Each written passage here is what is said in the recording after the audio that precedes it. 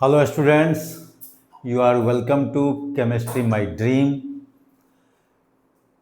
and the chapter Chemical Kinetics which is already continued और आज भी ये चैप्टर जारी रखते हुए आज का जो टॉपिक होगा वो होगा pseudo order reaction, collision theory and concept of activation energy. लेकिन उसके पहले एक बहुत ही इम्पॉर्टेंट पॉइंट जो शायद हम लोग मिस कर रहे थे इसमें इंटीग्रेटेड रेट लॉ में, तो वो हम लोगों को कर लेना है। और वो क्या है, देखिए, कहता है for first order gaseous reaction, अगर कोई गैसियस रिएक्शन हो और वो फर्स्ट ऑर्डर का हो तो उसके लिए रेट कांस्टेंट, इनिशियल प्रेशर और टोटल प्रेशर एंड टाइम के बीच जो रिलेशन है वो इस तरह से होगा, K is equal to 2.303/T log PI divided by 2PI minus PT। अब यहाँ पर PI क्या है? इनिशियल प्रेशर ऑफ रिएक्टेंट, क्योंकि ये तो गैसियस रिएक्शन है, इसमें रिएक्टेंट और प्रोडक्ट जो है वो गैसियस स्टेट में होता है। तो उसके लिए हम लोग क्या लेते हैं? प्रेशर यूज करते हैं। मोल मोलैरिटी की जगह जो है ना, प्रेशर हम लोग यूज करते हैं। तो पीआई क्या हो गया?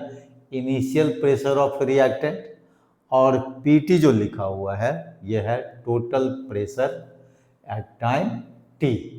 तो इस इक्वेशन को यूज करके हम लोग न्यूमेरिकल बना सकते हैं। कुछ ऐसे न्यूमेरिकल्स हैं एनसीईआरटी में भी जो गैसियस नेचर का है, गैसियस रिएक्शन है, ठीक है। तो उसके लिए हम लोग ये फॉर्मूला यूज करेंगे। लेकिन ये देखिए क्या है, स्यूडो ऑर्डर रिएक्शन। ये स्यूडो ऑर्डर रिएक्शन भी काफी इंपॉर्टेंट है जो मैं लिख रहा हूं। देखिए, स्यूडो ऑर्डर रिएक्शन, ये स्यूडो ऑर्डर क्या होता है? स्यूडो ऑर्डर रिएक्शन का मतलब हुआ the reaction which looks like higher order but in fact it is of lower order। इसी को हम लोग स्यूडो ऑर्डर रिएक्शन बोलते हैं, क्योंकि स्यूडो का मतलब हाइपोथेटिकल होता है, ये एक्चुअल होता नहीं है।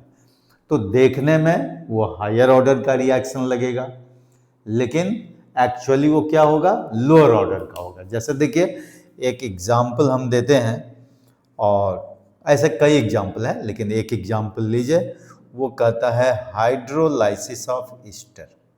देखिए, हाइड्रोलाइसिस ऑफ ईस्टर। तो हाइड्रोलाइसिस ऑफ ईस्टर क्या होता है?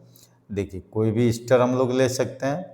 एक कॉमन ईस्टर लेते हैं CH3COO C2H5, जिसको हम लोग इथाइल एसीटेट बोलते हैं, और इसका हाइड्रोलाइसिस कर देते हैं, ठीक है। ये एसिडिक मीडियम है। अब यहाँ पर क्या है कि ये जो हाइड्रोलाइसिस ऑफ ईस्टर होता है, यहाँ पर वाटर जो होता है वो एक्सेस अमाउंट में होता है। किस में होता है? एक्सेस अमाउंट में। और इतना एक्सेस होता है कि इसके कॉन्सेंट्रेशन पर कोई इफेक्ट नहीं पड़ता है रिएक्शन में, है ना। और ये बनता है CH3COOH बन जाता है, एसिटिक एसिड जिसको बोलते हैं, और एक बन जाता है इथाइल एल्कोहल, ठीक है।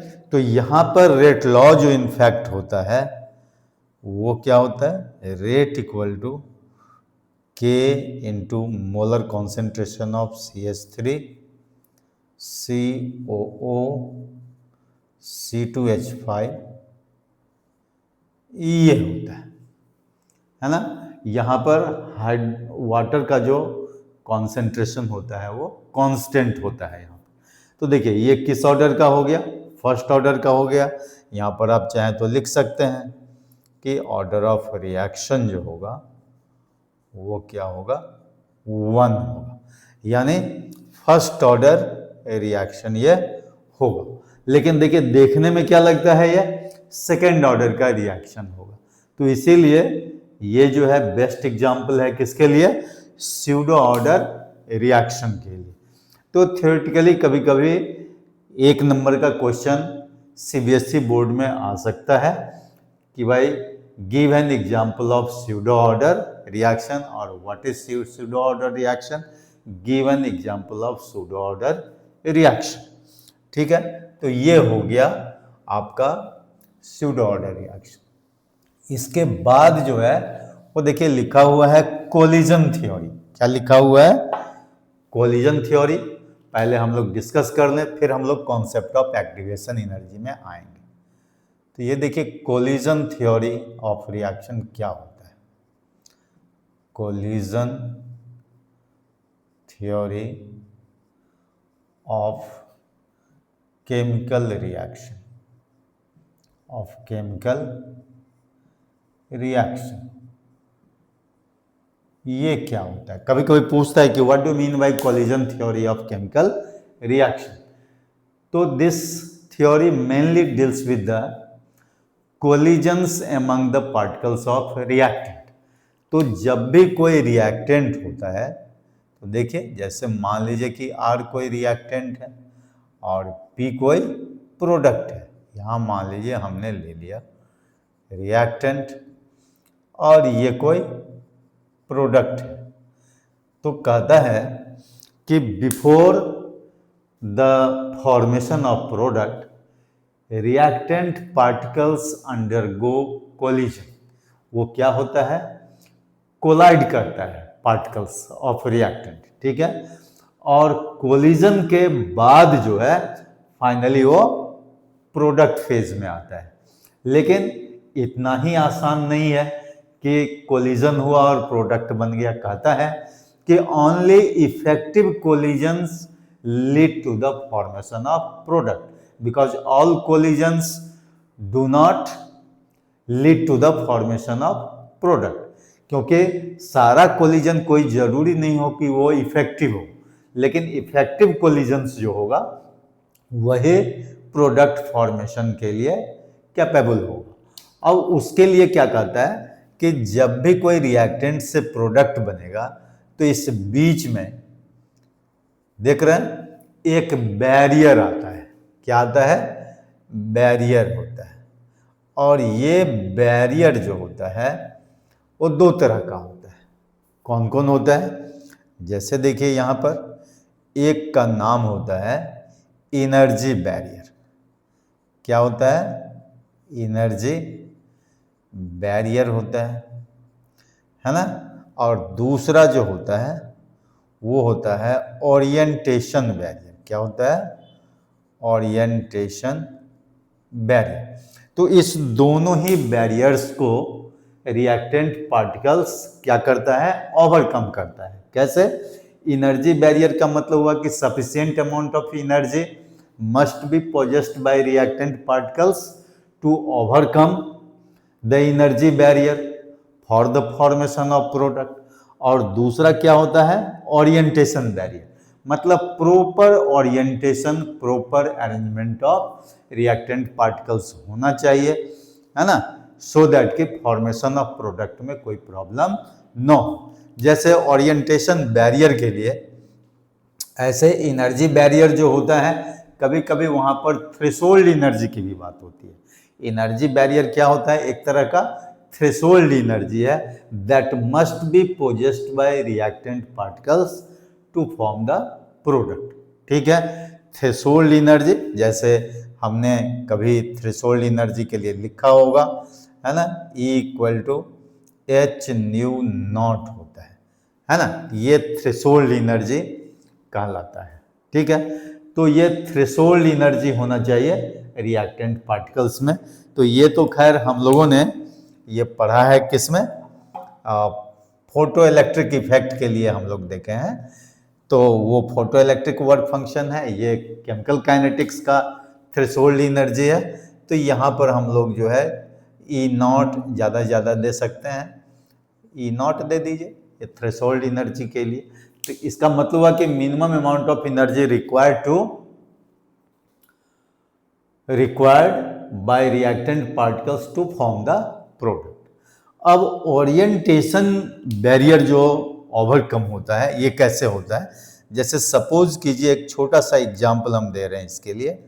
मान लीजिए कि आपको कार्बन डाइऑक्साइड का फॉर्मेशन होना है, तो कार्बन डाइऑक्साइड के फॉर्मेशन के लिए कौन सा ओरिएंटेशन सही होगा? जैसे मान लीजिए COO लिखा हुआ है, ये है OOC लिखा हुआ है, C में OCO लिखा हुआ है। अब बताइए, आपसे कोई पूछ दे कि out of 3 possible orientations which one is the best orientation for CO2 और proper orientation for CO2 carbon dioxide, तो इसके लिए क्या करेंगे? इसके लिए देखिए, ये C ऑप्शन जो होगा वो बेस्ट होगा। क्यों? क्योंकि आप जानते हैं कि कार्बन दोनों ऑक्सीजन से डबल बॉन्ड बना करके वो स्टेबल होता है। इस तरह से देखिए, है ना। बाकी जो ओरिएंटेशन आप देख रहे हैं वो स्टेबल ओरिएंटेशन नहीं है। हो सकता है वहां पर एटम्स का जो ऑक्टेट या डुप्लेट पूरा करने की बात है, यहाँ तो ऑक्टेट ही पूरा होगा, लेकिन वो फुलफिल नहीं हो पाता है। लेकिन आपने इस ओरिएंटेशन को जो C नंबर में है OCO, ये प्रॉपर ओरिएंटेशन है, क्योंकि यहाँ पर कार्बन बीच में है और ऑक्सीजन टर्मिनल पोजीशन में है, और वो क्या करता है? कार्बन के साथ डबल बॉन्ड बनाता है। ठीक है, तो इसको हम लोग बोलते हैं orientation barrier and energy barrier. तो वो क्या हो जाता है? ओवरकम हो जाता है। इसके बाद ये प्रोडक्ट फॉर्म में आता है। ठीक है, तो यहां पर एक चीज और भी है, कहता है कि एक टर्म आता है यहां पर कोलिजन फ्रीक्वेंसी। क्या आता है? कोलिजन फ्रीक्वेंसी आता है, और इस कोलिजन फ्रीक्वेंसी को जनरली हम लोग Z से डिनोट करते हैं। कहता है कि ये कोलिजन फ्रीक्वेंसी क्या है? तो ये होता है नंबर ऑफ कोलिजन। इसको लिख लीजिए, क्या होता है? नंबर ऑफ कोलिजन्स पर सेकेंड पर यूनिट वॉल्यूम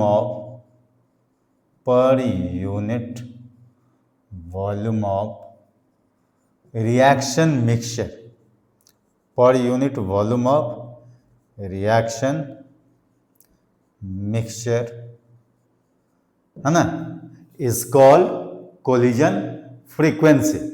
और ये जो कोलिजन फ्रीक्वेंसी है ये रेट ऑफ रिएक्शन से डायरेक्टली रिलेटेड है। ठीक है, जो हम लोग एक्टिवेशन एनर्जी में भी इसका यूज करेंगे। ठीक है, तो ये कोलिजन फ्रीक्वेंसी हो जाता है। ठीक है, कोलिजन थ्योरी मालूम हो गया। इसके बाद हम लोग चलते हैं एक्टिवेशन एनर्जी में। अब देखते हैं कि ये एक्टिवेशन एनर्जी क्या कहता है। ऐसे एक्टिवेशन एनर्जी भी फॉर्मेशन ऑफ प्रोडक्ट से ही रिलेटेड है, फिर भी हम लोगों को लिखना चाहिए यहां पर एक्टिवेशन एनर्जी। अब देखिए, ये एक्टिवेशन एनर्जी जो है वो क्या चीज है? कहता है minimum amount of energy required by the reactant particles to form the product. अब minimum amount of energy required जो होगा that will be in the form of activation energy, वो कैसे हो? तो देखिए, कहता है कि किसी भी रिएक्टेंट को अपना जो होता है वो नॉर्मल एनर्जी होता है। क्या होता है? Normal energy. इसके साथ जो है एक नॉर्मल एनर्जी अपना होता है। ठीक है, तो ये नॉर्मल एनर्जी जो है इसके पास में तो है ही, लेकिन कभी कभी क्या कहता है कि इसको इस नॉर्मल एनर्जी से प्रोडक्ट बनने में मुश्किल होता है। अब इसको कभी हीट चाहिए, कभी लाइट चाहिए, कभी कोई कैटलिस्ट वगैरह चाहिए, मतलब अदर केमिकल्स चाहिए इस रिएक्टेंट को। ठीक है, तभी जाकर के वो प्रोडक्ट बनता है। तो ये सब जो जैसे हीट एनर्जी हुआ, लाइट एनर्जी हुआ, ये सब जो है सोर्स ऑफ एक्टिवेशन एनर्जी है। क्या बोलेंगे इसको? Source of activation energy. चाहे वो हीट के फॉर्म में हो या लाइट के फॉर्म में हो या फिर वो कोई कैटलिस्ट के फॉर्म में हो, है ना। तो ये सब जो है सोर्स ऑफ एक्टिवेशन एनर्जी है। इसीलिए यहां पर लिखा जाता है कि एक्टिवेशन एनर्जी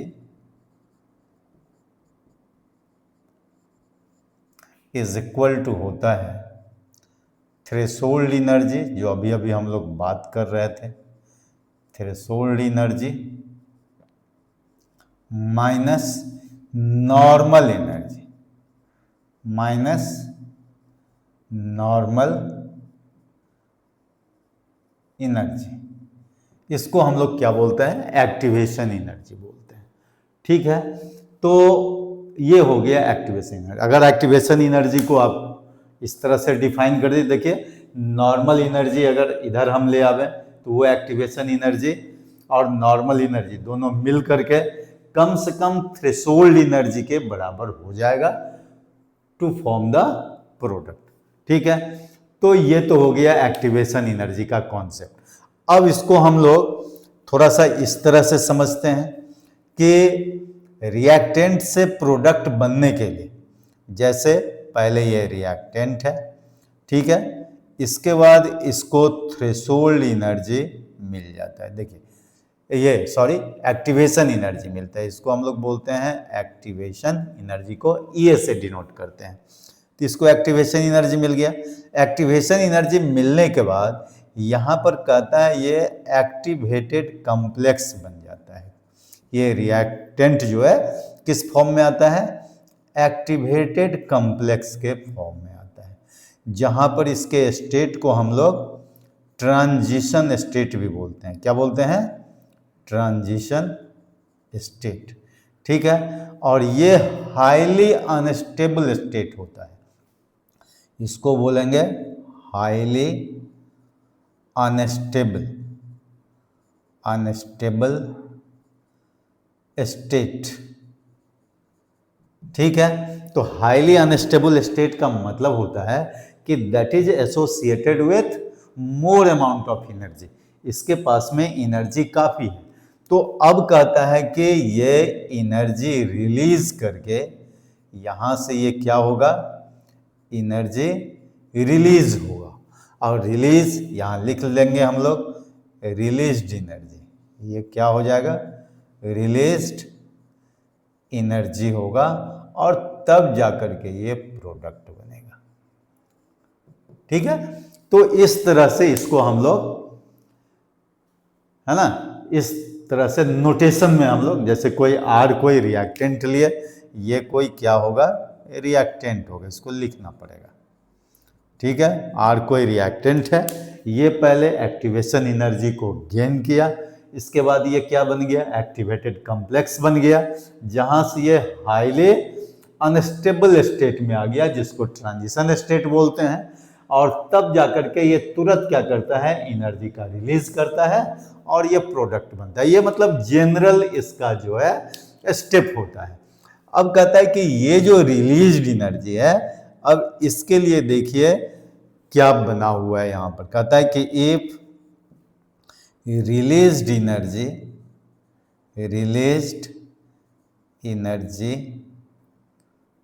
ठीक है, इज ग्रेटर देन, देखिए activation energy, greater than activation energy, जो एक्टिवेशन एनर्जी इन्होंने रिक्वायर किया था। तो कहता है कि if released energy is greater than activation energy, the process is exothermic. The process is क्या होगा? एक्सोथर्मिक। लेकिन अगर इसी में क्या हो जाएगा? If released energy is less than activation energy, है ना, द प्रोसेस इज, बोलिए, एंडोथर्मिक। क्या हो जाएगा? एंडोथर्मिक होगा। तो इस तरह से एक्सोथर्मिक और एंडोथर्मिक नेचर का रिएक्शन जो है उसका प्रेडिक्शन हो सकता है किससे, एक्टिवेटेड कॉम्प्लेक्स के बाद जो एनर्जी रिलीज्ड होता है उससे। अगर उस रिलीज्ड अमाउंट ऑफ एनर्जी का वैल्यू एक्टिवेशन एनर्जी से ज़्यादा होगा तो फिर वो क्या हो जाएगा, एक्सोथर्मिक होगा, और वो एनर्जी अगर एक्टिवेशन एनर्जी से कम होगा तो वो एंडोथर्मिक नेचर का होगा। तो इस तरह से भी हम लोग एक्टिवेशन एनर्जी का कॉन्सेप्ट लेते हैं। इसके बाद कहता है कि इसको आप डायग्राम से भी समझ सकते हैं। जरा एक डायग्राम हम देते हैं एक्टिवेशन एनर्जी के लिए। देखिए ये कौन सा डायग्राम है, मेरा मतलब कि एक ग्राफ से हम लोग जो है, बल्कि इसको ग्राफ बोले हम लोग, ग्राफ जो होता है वो कहता है potential energy, potential energy, and ये देखिए रिएक्शन कोऑर्डिनेट बोलते हैं। क्या बोलते हैं, रिएक्शन कोऑर्डिनेट, जिसको कहीं कहीं पर एनर्जी चेंज भी बोलते हैं। क्या बोलते हैं, एनर्जी चेंज। अब इसके बीच हम लोग क्या करते हैं, ग्राफ प्लॉट करते हैं। तो देखिए ग्राफ का नेचर इस तरह से होता है, ये होता है। तो यहां पर जो ये जो प्लेस है, ये प्लेस है रिएक्टेंट का। क्या है, यहां पर रिएक्टेंट है, और ये पार्ट जो है किसका होता है, प्रोडक्ट का होता है। ठीक है, लेकिन यहां जो देखते हैं जहां से ये प्रोडक्ट में कन्वर्ट होता है, ये पार्ट जो आपका आता है ये ट्रांजिशन स्टेट का है, जहां पर क्या फॉर्म होता है, एक्टिवेटेड कॉम्प्लेक्स। इस जगह पर एक्टिवेटेड कॉम्प्लेक्स का निर्माण होता है, और इस स्टेट को हम लोग बोलते हैं, क्या बोलते हैं, ट्रांजिशन स्टेट। यहीं पर हम लोग चाहे तो इस स्टेट को लिख सकते हैं, ट्रांजिशन स्टेट। और इसके बाद जो है वो एक्टिवेटेड कॉम्प्लेक्स किस फेज में जाता है, बोलिए प्रोडक्ट के फेज में आता है। ठीक है, तो यही जो है ना, ग्राफ से इसमें हम लोग समझ लेते हैं। तो रिएक्टेंट पार्टिकल्स पहले क्या करता है, कोलाइड करता है। कोलिजन के बाद जो है एक्टिवेटेड कॉम्प्लेक्स बनता है, और एक्टिवेटेड कॉम्प्लेक्स के बाद प्रोडक्ट फेज में ये आता है। अब जैसे मान लीजिए एक सिंपल एग्जांपल हम लोग ले रहे हैं, मान लीजिए H2 + I2, ये जो है 2HI का फॉर्मेशन होता है। ठीक है, सिंपल रिएक्शन है। अब इसको हम लोग किस तरह से जो है एक्टिवेशन एनर्जी को इसमें जो है इन्फोर्स करते हैं, देखिए कहता है कि ये H जो है पहले इस फॉर्म में आता है, फिर ये देखिए I जो है इस फॉर्म में जो है ना, आप जानते हैं कि ये क्या होता है ये जो है आपका एक एक बॉन्ड बनता है दोनों के बीच में। ठीक है, एक एक कोवलेंट बॉन्ड बनता है, ये जानते हैं केमिकली, केमिकल बॉन्ड से भी जानते हैं। तो इसके बाद ये तो नॉर्मल केस में है, इसके बाद क्या होता है, ये देखिए कैसे जो है ये ट्रांजिशन स्टेट में आता है या फिर एक्टिवेटेड कॉम्प्लेक्स बनता है। तो देखिए ये जो है इस तरह से, ठीक है, यहाँ देखिए ये आयोडीन हो गया, फिर ये I हो गया, और ये H जो है इस I से ट्रांजिशन स्टेट में है या एक्टिवेटेड कॉम्प्लेक्स बनता है। तो इसको हम लोग बोलेंगे ट्रांजिशन स्टेट, जहाँ पर ये एक्टिवेटेड कॉम्प्लेक्स बनता है हाइड्रोजन और आयोडीन के बीच में। और इसके बाद जो है ये 2HI बनता है, HI + HI क्या हो जाएगा, 2HI जो है ये प्रोडक्ट बनता है ना। तो ये इनिशियल है,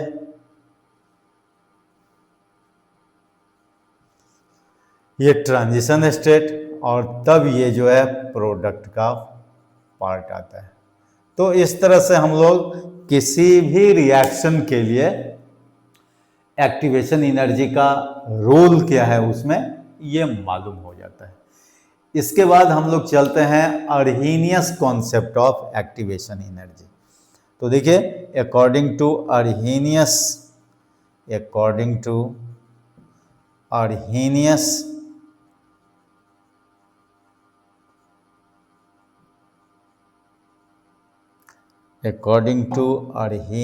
concept,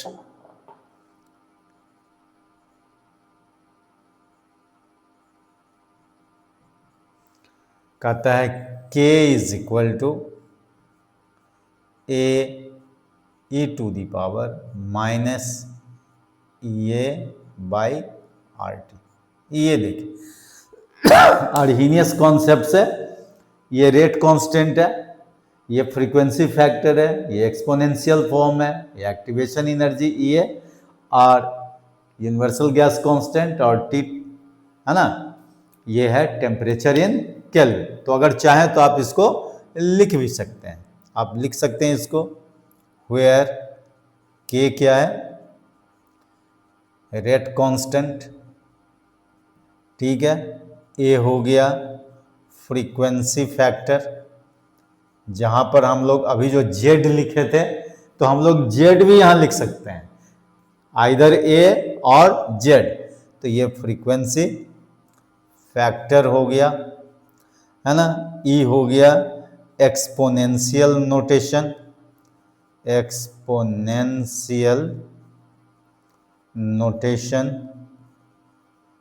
और ई ए क्या हो गया, ई ए हो गया activation energy.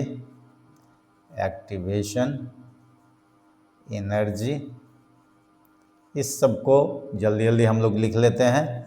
Are universal gas constant जो हम लोग जान चुके हैं पहले भी कई बार, और टी है टेम्परेचर इन केल्विन।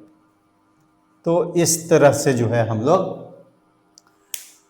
अर्हीनियस इक्वेशन, इसको अर्हीनियस इक्वेशन भी आप बोल सकते हैं। लीजिए इस इक्वेशन को हम जो है थोड़ा इनक्लोज कर देते हैं कलरिंग से, है ना। तो ये हो गया आपका अर्हीनियस इक्वेशन। आप इस इक्वेशन को यूज करके भी जो भी इसमें अननोन टर्म होगा उसका वैल्यू आप निकाल सकते हैं, इस पर न्यूमेरिकल भी होगा। लेकिन कहता है कि इसको हम लोग और भी आगे बढ़ा सकते हैं। क्या करते हैं इसमें हम लोग लॉगरिथम ले लेते हैं। तो आगे बढ़ते हैं इसमें, चलिए देखिए इसमें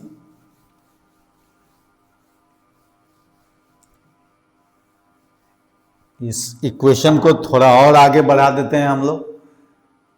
k इज इक्वल टू क्या है a e minus A by are t. तो यहाँ लिखिए टेकिंग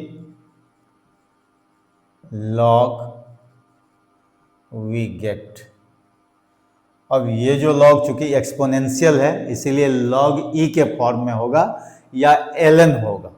तो लिखिए log of k to the base e is equal to, ये क्या हो जाएगा log of a to the base e और प्लस हो जाएगा है ना log m into log n पर जो है ये आपका होगा माइनस ये बाई आर टी। देखिए ये सिंपल सा कैलकुलेशन है जो आप कर सकते हैं। तो इसको फर्दर आप लिख सकते हैं log of k to the base e is equal to log of a to the base e, और ये क्या हो जाता है log m to the power n में इसको आप ले लेंगे तो माइनस ये बाय आर टी हो जाएगा।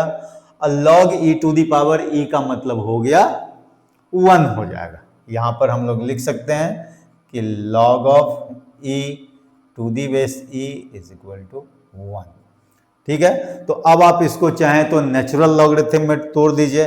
तो नेचुरल लॉगरिथम में क्या हो जाता है 2.303 लॉग के इज इक्वल टू 2.303 लॉग ए हो जाएगा टू दी बेस 10 में, और माइनस हो जाएगा ए बाई आर टी। देखिए ये हो जाएगा, और आगे इसको और बढ़ाते हुए आप लिख सकते हैं लॉग के इज इक्वल टू, देखिए 2.303 को उधर ले जाइए तो ये हो जाएगा लॉग ए, और माइनस क्या हो जाएगा ए बाई 2.303 आर इंटू 1/t। देखिए ये होगा कि नहीं होगा, ये बिल्कुल होगा। और आप जानते हैं ये भी काफ़ी इम्पॉर्टेंट आपका एक इक्वेशन है, इसको भी आप इनक्लोज कर लीजिए, ठीक है। और देखिए कहता है कि ये जो इक्वेशन है ये आपका स्ट्रेट लाइन का इक्वेशन है ना। तो यहाँ लिख सकते हैं कि this is in the form of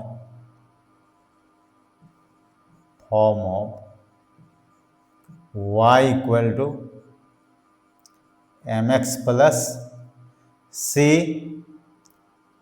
which is an equation of what? Straight line.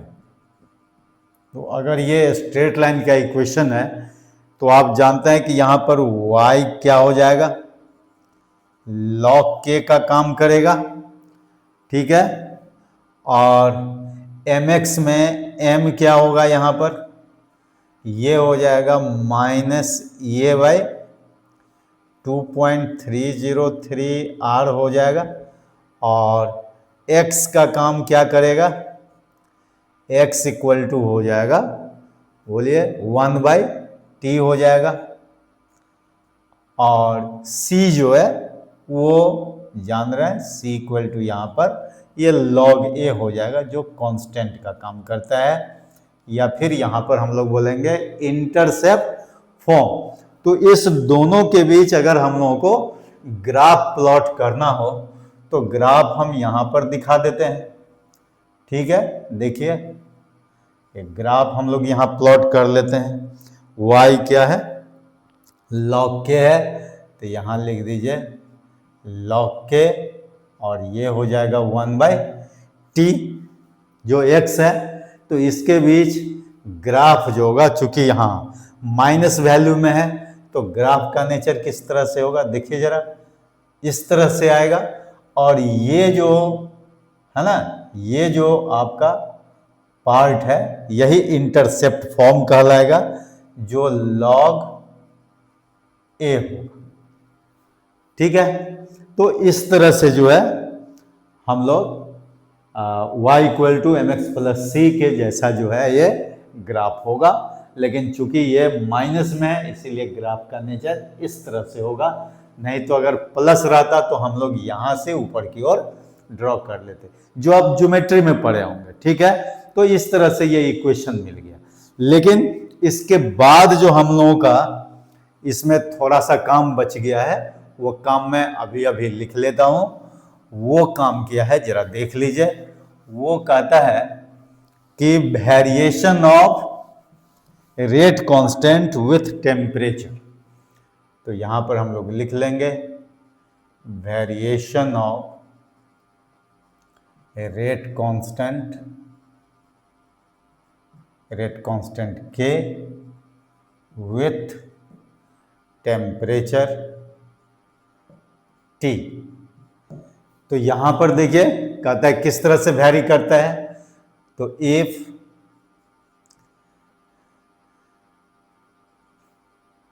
K1 is rate constant at T1 and K2 is rate constant at T2, then बताइए अभी अभी वो इक्वेशन क्या था, log K था, तो ये हो जाएगा log K2 बाई, अगर आप चाहें तो इसको अलग अलग करके लिख सकते हैं, या हम एक साथ भी इसको लिख करके दिखा सकते हैं। तो अलग अलग पहले लिख करके देख लेते हैं, वो क्या है। log k1 is equal to क्या हो जाएगा, log a minus A by 2.303 1/T1 होगा, ठीक है। And log k2 is equal to क्या हो जाएगा, log a minus A by 2.303 into 1/T2 हो जाएगा। ये इक्वेशन 1 हो गया, ये इक्वेशन 2 हो गया। तो अगर आप 2 माइनस 1 करेंगे, अगर इक्वेशन 2 से इक्वेशन 1 को आप सब्ट्रैक्ट करेंगे तो हमें मिलेगा, यहाँ लिखिए, वी गेट, बोलिए, ये हो जाएगा log k2 by k1। Direct मैं कर रहा हूं, ये काम तो आप भी कर सकते हैं आसानी से, इज इक्वल टू हो जाएगा ये बाई 2.303 r हो जाएगा, ये हो जाएगा 1/T1 माइनस 1/T2।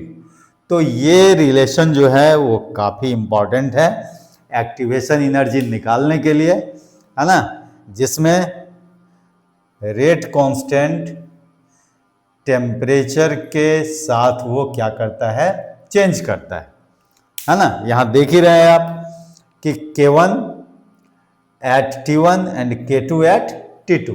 तो इस तरह से आपका जब भी एक्टिवेशन एनर्जी पर कोई क्वेश्चन होगा तो K1 K2 का वैल्यू दिया होगा हो सकता है उसमें ये हो कि the rate of reaction becomes double triple when temperature changes from T1 to T2, उसका वैल्यू दिया हुआ रहेगा। R का वैल्यू तो आप जानते ही हैं, है ना, जूल पर केल्विन पर मोल में क्या होता है, 8.314 होता है। तो इस पर जो है सम ज़्यादा चांस है पूछने का एक्टिवेशन एनर्जी पर। तो इस तरह से एक्टिवेशन एनर्जी का ये बहुत ही इंपॉर्टेंट रिलेशन हम लोग डिराइव कर लेते हैं। तो नेक्स्ट टाइम हम क्या करेंगे कि केवल आपके लिए न्यूमेरिकल्स का क्लास होगा, क्योंकि थ्योरेटिकल पार्ट लगभग हम लोग क्या कर लेते हैं, कंप्लीट कर लेते हैं।